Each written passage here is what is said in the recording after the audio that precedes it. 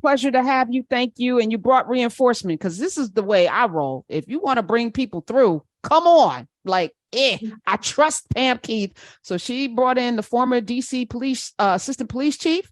Let me welcome Chanel Dickerson to the Karen Hunter Show. Hi. Hi, thank you for having me.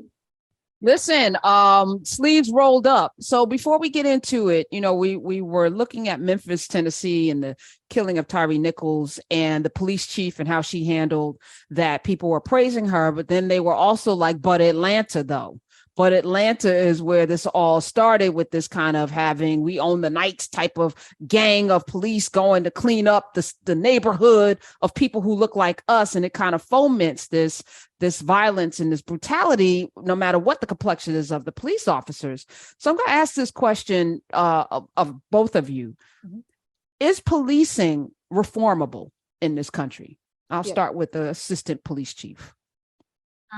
Absolutely, it is reformable. However, we have to hold police departments accountable internally. We have to look at how police departments are treating the men and women inside of the department. Because if we don't ever get that right, there's no way that we're going to treat the community well. Absolutely.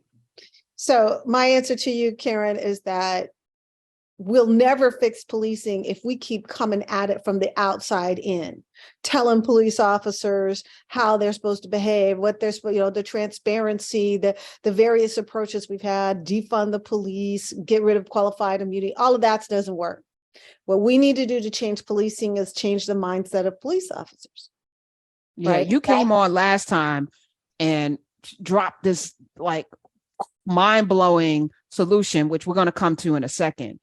But I actually don't think policing is reformable because I think policing was rooted and foundationally rooted in policing Black bodies. It was foundationally rooted in giving people the license to go find Black bodies, to bring Black bodies back, to whip Black bodies, to destroy Black bodies.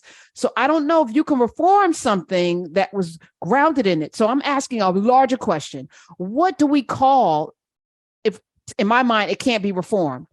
If we're going to do something different, mm-hmm. What does that look like? And how do we change the language around it? What do we call that? What would you call that? So maybe reform is the wrong word. Maybe regenerating. So generating something is creating something. Then regenerating or recreating the concept of policing from the inside out, right? I'm saying something. Well, hold on. I'm sorry. Police in and of itself, policing, it's not what we need. I don't need you to police me. I need you to rescue my cat from the tree. I need you to go find the person that broke in my house. I need you to keep me from getting shot or robbed. I need you to, if there's an accident, take the accident report. If my tail light is out, give me grace because clearly I can't see behind me. I don't need to be dragged out of my car for that. No, it's a traffic violation. I don't know. I don't need your hand on a gun for that. What do we put in place of policing?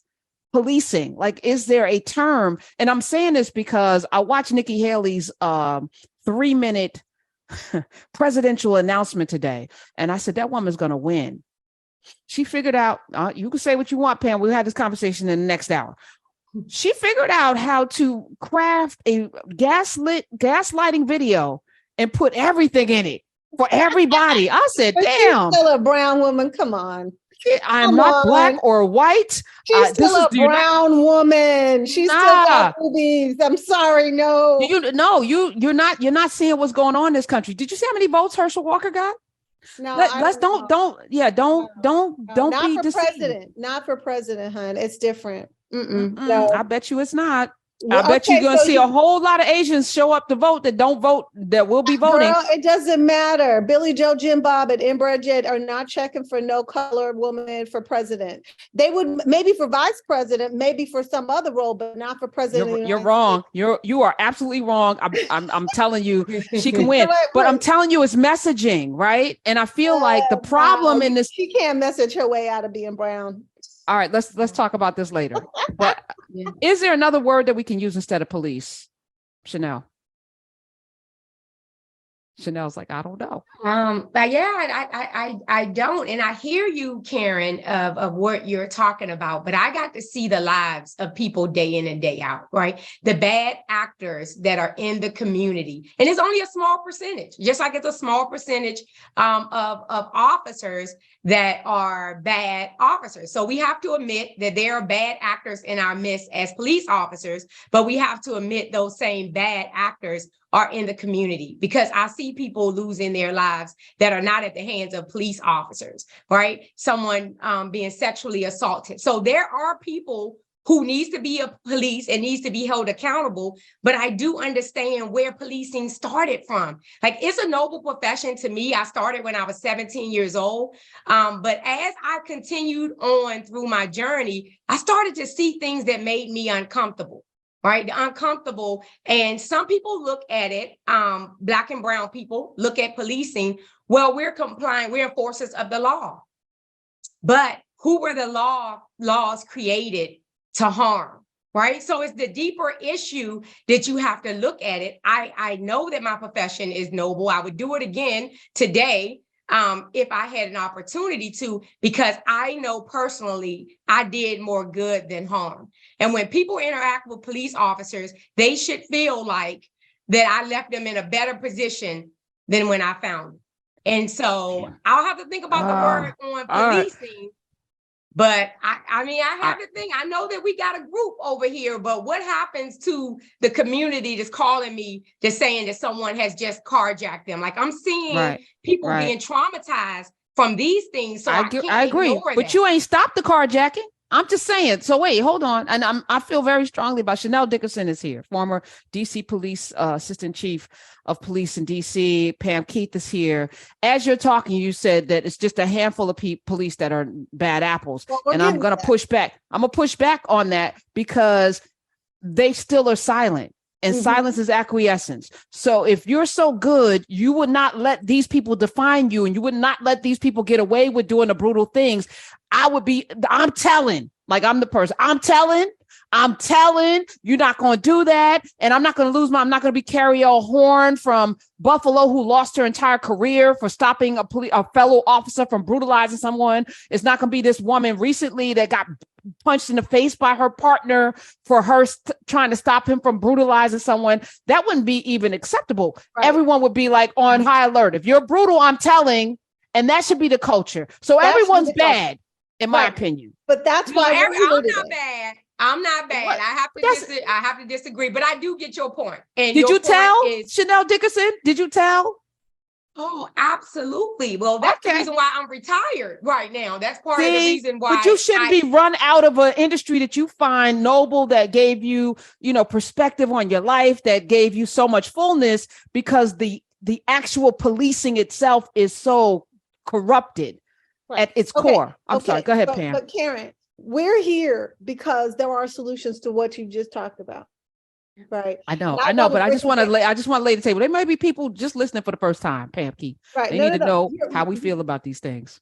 Sis, you laid it out perfectly. It's a mindset issue, right? It's a mindset issue, and it's about the expectation that between one officer and another officer that they will be backed up by their fellow officers, no matter what they do. Right? It's that expectation. And I want your audience to understand that it is a very different expectation than there is in the military. The reason it's different in the military is because military people move every 3 years, right? So it's much harder to build cliques in the military, and much harder to feel like you have a godfather that's protecting you, because you're moving from duty station to duty station and overseas and on the way. Is that on purpose? I didn't. This is the first time. Is that the culture of the military? The culture of the military is that even if you think you could get somebody to cover for you for your short stint in that unit, that you're no longer in contact with that person when they move on to their next duty station. So you don't know what they're going to say, and they don't know what you're going to say. And so there's some secrets that are taken to the grave, but trust and believe the vast majority of the military is not of the mindset that they can count on everybody around them remaining silent. That is not a military mindset, but it is a police mindset. It is more than just a mindset. It's an expectation. It's more than an expectation. It's an oath. It's a promise. In fact, I represent a woman in New Jersey, a police officer in New Jersey right now, who's getting who was taken to a tribunal to be kicked out of her union for reporting her sergeant for gender and race discrimination. They tried to kick her out of the union, saying you violated your union oath to your union brother by filing an EEO against them. Now, how crazy is that? It's more than an expectation. There is such a deep sense within policing that officers have to back each other up, that it becomes the absolute norm of how they proceed throughout everything. It is that expectation that has to be severed. That expectation has to be severed. Because once officers stop thinking that every officer is going to go along with whatever they do, then what you see in Memphis and what you see in Atlanta and what you see going on, that's going to stop. So the question is how? Pam Keith is here. You can follow her at Pam Keith FL for Florida. She might need to drop the FL at some point, but Pam Keith FL and Chanel Dickerson, former DC Assistant Police Chief, is here as well. So how does one do that? You had a great system before, so you have three pillars. Okay, all right. There's three. Lay it out. Remind us of part one. There's 3 levels of mindset we need to attack or address. Level 1, the mindset of the police officer. Number 2, the mindset of the police chief and police administration. And level 3 is the mindset of the union. If you don't address all 3, you're not going to get anywhere.